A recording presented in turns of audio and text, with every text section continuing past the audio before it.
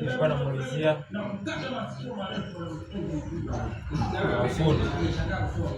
fundi ametoka.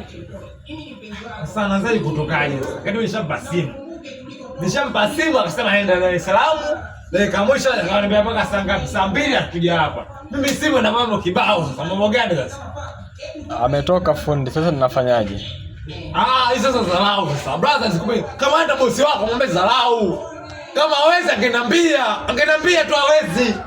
Sasa ndo ni kitu gani? Simu mwenyewe amkopa sasa. Angenambia bwana.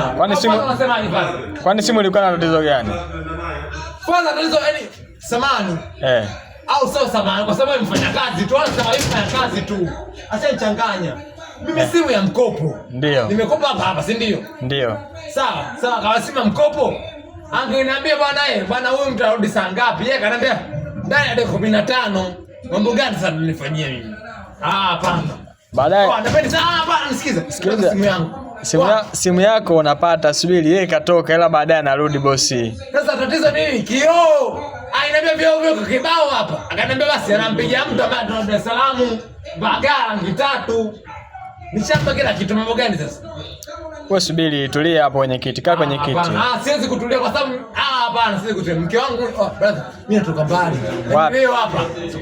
Nipende simu yangu, nipende hela yangu. Wewe tulia, vitu vyako unapata. Asalamu alaykum kijana.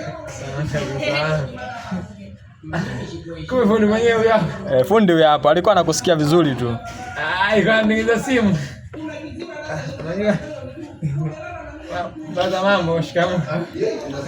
Vipi mgonjwa anaendeleaje? Ndio niulize tu nani simu yangu kwa sababu nishampokea kijana wako. Uko wengi uko nani? Karibu na ufundi uko nani? Vipi kijana mgonjwa anasemaje?